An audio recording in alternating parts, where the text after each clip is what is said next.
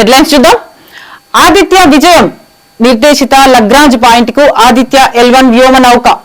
అంతరిక్ష రంగంలో ఇస్రో మరో కీలక విజయాన్ని నమోదు చేసింది. సూర్యుని గుట్టు విప్పేందుకు భారత్ తొలిసారి ప్రయోగించిన వ్యోమ నౌక ఆదిత్య L1 నిర్దేశిత లగ్రాంజ్ పాయింట్ కు L1 కు చేరుకుంది.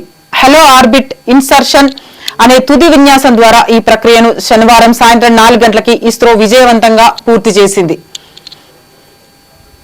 వామో విమానం 5 కిలోమీటర్ల ఎత్తులో తలుపు ఊడిపోవడంతో ప్రయాణికుల గగ్గోలు. రివ్వున ఆకాశంలోకి ఎగిరిపోయిన బోయింగ్ 737-9 మ్యాక్స్ విమానం గాలిలో ఉండగా తలుపు ఊడిపోయింది. టేకాఫ్ అయిన కాసేపటికి జరిగిన ఈ అనూహ్య ఘటనతో బిత్తరపోయిన ప్రయాణికులు భయభ్రాంతులకు గురయ్యారు. వెంటనే అప్రమత్తమైన పైలట్ విమానాశ్రయ అధికారులకు సమాచారం ఇచ్చాక జాగ్రత్తగా వెనక్కు మళ్లించి సురక్షితంగా ఎమర్జెన్సీ ల్యాండింగ్ చేశారు. 3 క్లస్టర్లుగా పారిశ్రామిక అభివృద్ధి. 2050 నాటికి పారిశ్రామిక తెలంగాణ పెట్టుబడుల కోసం మెగా మాస్టర్ పాలసీ. రాష్ట్రంలో ప్రతి పైసా పెట్టుబడికి రక్షణ కల్పిస్తాం. పారిశ్రామికవేత్తలకు 24 గంటలు అందుబాటులో ఉంటా. సిఐఐ ప్రతినిధులతో భేటీలో సీఎం రేవంత్ రెడ్డి. నేను అధికారులు 24 గంటలు పారిశ్రామికవేత్తలకు అందుబాటులో ఉంటాం. అవసరమైతే నాతో మాట్లాడిన తర్వాత నిర్ణయాలు తీసుకోండి. అలా కాకుండా తొందరపడి ఒక అభిప్రాయానికి నిర్ణయానికి రావద్దు.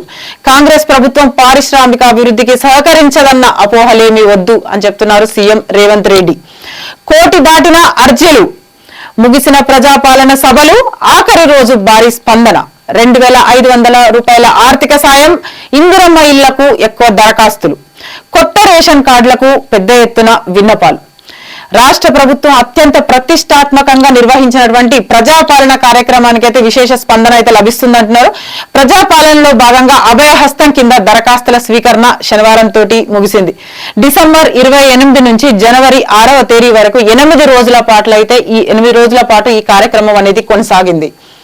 అయితే ఇక్కడ పెద్దపల్లి జిల్లా పెద్దపల్లి మండలం నిట్టూరు గ్రామంలో కుటుంబాల సంఖ్య 594 కాగా శనివారం నిర్వహించిన గ్రామ సభలో అభయహస్తం పథకాలకు 648 దరఖాస్తులు వచ్చాయి. రేషన్ కార్డుల కోసం మరో 143 అర్జీలు వచ్చాయి. ఈ సందర్భంగా కౌంటర్లు అయితే కిటకెళ్లాడినాయని చెప్తున్నారు. టీజీఓ అధ్యక్షురాలు మమతకి స్థాన చలనం. ప్రాధాన్యం లేని NIUM కి బదిలీ. షేర్లింగంపల్లి జోనల్ కమిషనర్ కూడా. ఆ పోస్టుల్లో IASల నియామకం. GHMCలో కీలక మార్పులు. GHMC పరిధిలో కీలక స్థానాల్లో పాతుకుపోయిన అధికారులకి ప్రభుత్వం శనివారం ట్రాన్స్ఫర్ అనేది కల్పించిందని చెప్తున్నారు. తెలంగాణ గెజిటెడ్ ఉద్యోగుల సంఘం అధ్యక్షురాలు GHMCలోని కూకట్పల్లి జోనల్ కమిషనర్ వి మమతని బదిలీ చేసింది. ఫార్ములా ఈ రేస్ రద్దు. ప్రభుత్వం నుంచి స్పందన లేకపోవడంతో విరమించుకున్నాం. మున్సిపల్ శాఖకి నోటీస్ ఇస్తామని FIA ప్రకటన. సర్కారుది తిరోగమన నిర్ణయం. కేటీఆర్. హైదరాబాద్ లో నిర్వహించాల్సిన ఫార్ములా విద్యుత్ వాహన రేసు రద్దయింది. ఫార్ములా ఈ రద్దయింది. దీని రేస్ నిర్వహణకి సమయం సమీపిస్తున్న మున్సిపల్ శాఖ నుంచి ఎట్లాంటి స్పందన అనేది లేకపోవడంతో వచ్చే నెలలో జరగాల్సినటువంటి ఈ ప్రీ రౌండ్ కోసం రేస్ నుంచి విరమించుకున్నట్లుగా ఫెడరేషన్ ఇంటర్నేషనల్ ఆటోమొబైల్స్ శనివారం ప్రకటించింది. లోక్సభ ఎన్నికల బరిలోకి కేటీఆర్. మల్కాజ్గిరి లేదా సికింద్రాబాద్ నుంచి పోటీకి అవకాశం. బారాస ఉన్నత స్థాయి వర్గాల్లో చర్చ. శాసనసభ ఎన్నికల్లో పరాజయం పాలైన బారాస వచ్చే లోక్సభ ఎన్నికల్లో బలమైన అభ్యర్థులను రంగంలోకి దింపేందుకు ప్రయత్నిస్తుంది. ఇందులో భాగంగా పార్టీ ముఖ్య నేత కార్యనిర్వాహక అధ్యక్షుడు కేటీఆర్ ని మల్కాజ్గిరి లేదా సికింద్రాబాద్ లోక్సభ స్థానాల్లో ఏదో ఒక చోటు నుంచి పోటీ చేయించే ఆలోచనలో ఉన్నట్లే తెలుస్తోంది.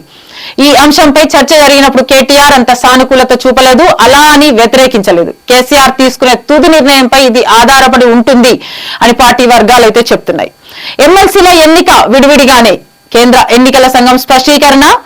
శాసనసభ అధికారులకి ఆదేశాలిచ్చిన వికాస్ రాజ్. పార్లమెంటులో మాట్లాడే అవకాశం రాకనే న్యాయయాత్ర. ఖర్గే. లక్షద్వీప్ లో ఈత కొట్టిన ప్రధాని మణిపూర్ వెళ్లలేరా అని ప్రశ్న. రేవంత్ అధ్యక్షతన ప్రదేశ్ ఎన్నికల కమిటీ. అధిష్టానం కీలక నిర్ణయం. సభ్యులుగా పలువురు మంత్రులు, సీనియర్ నేతలు. లోక్సభ అభ్యర్థులను ఎంపిక చేయనున్న PEC. స్పోర్ట్స్ న్యూస్ చూద్దాం. రోహిత్ కోహ్లీలను ఆడించాలా వద్దా? T20 ప్రపంచ కప్ లో రోహిత్ శర్మ, విరాట్ కోహ్లీలను ఆడించాలా వద్దా? సెలెక్టర్ల ముందు ఉన్న అతి పెద్ద ప్రశ్న ఇది. మాజీలు, అభిమానులు వాళ్ళిద్దరు ఖచ్చితంగా జట్టులో ఉండాలని కోరుకుంటున్న సెలెక్టర్లు ఎటూ తేల్చుకోలేకపోతున్నారు. వాళ్ళిద్దరూ ఉండాలి. సునీల్ గవాస్కర్. ఆఫ్ఘన్ జట్టులో రషీద్.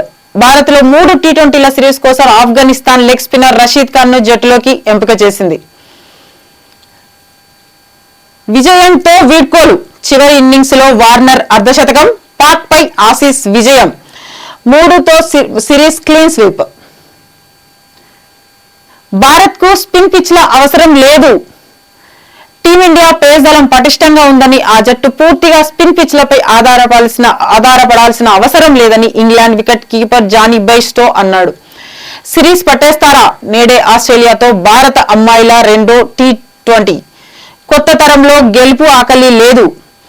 కొత్త తరంలో గెలవాలన్న కసి లేదని, ఏదో ఒక చిన్న విజయానికే సంతృప్తి పడుతున్నారని 6 సార్ల మహిళల ప్రపంచ బాక్సింగ్ ఛాంపియన్ మేరీ కోమ్ పేర్కొంది. భారత ఏ కెప్టెన్ గా అభిమన్యు. ఇంగ్లాండ్ లయన్స్ తో 4 రోజుల మ్యాచ్ లో ఆడే భారత ఏ జట్టుకు అభిమన్యు ఈశ్వరన్ సారథ్యం వహించనున్నాడు. నేను కోరుకున్న దానికంటే ఎక్కువే పొందా. నవాజుద్దీన్ సిద్దికి. ముద్దుగా భయపెడుతుంది గీతాంజలి. భూల్ భులయ్యా 3 మార్చిలో. కార్తికార్యన్ మూవీ మార్చి 3కి వస్తుంది.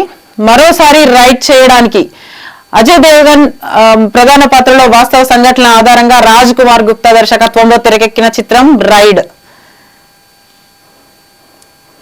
ఈ చిత్రంలో ఆశ్చర్యపరిచే విషయాలు ఎన్నో. స్నేహం, మంచి ప్రేమ కథ, చక్కటి భావోద్వేగాలు, యాక్షన్ అన్ని ఉన్న చిత్రం నా సామిరంగా. ఈ సంక్రాంతికి అందరినీ అలరించే సినిమా అవుతుంది అన్నారు విజయ్ బిన్ని. నారా రోహిత్ చిత్రం ప్రారంభం. రెహమాన్ కి స్వాగతం. అన్ని తానే చూసుకుంటుంది జాన్వీ కపూర్. షర్వాకి జోడీగా రెబా. గతేడాది తెరపై కనిపించలేదు శర్వానంద్. పెళ్లి పనులు, సెట్స్ పై ఉన్న ఓ సినిమాకే తన సమయాన్ని కేటాయించారు. ఈ ఏడాదిలో ఆయన 2 సినిమాలతోనైనా సందడి చేసే అవకాశాలైతే కనిపిస్తున్నాయి.